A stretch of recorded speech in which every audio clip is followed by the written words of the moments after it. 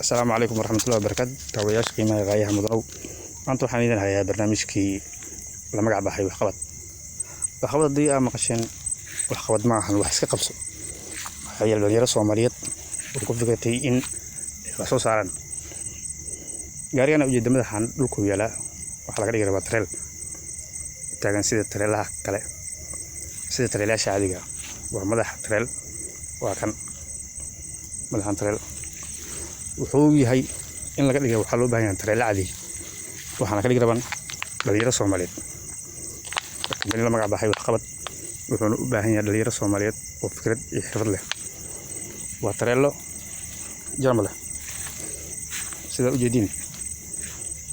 langaroonina waa kana amba jeesaski balangaroone sida u taqaanin bo amba waxa u taqaanin waa kan sida u yeedin waxay ka dhigrabaan gaari socdo shaqadiisan waxay bilaabanaysaa wax yar kadib dhowr iyo 10 daqiiqo kadib inta nalalka iyo wax laga habeeyaa laga shidayo ilaa subax waaga bariyo sida ay sheegeen inay ku soo saari karaan ee gaari u dhigi karaan muddo dhan 10 maalin amba 8 maalin sida dhehen waa kuway bugiisana waa kaya meeshaas la saaray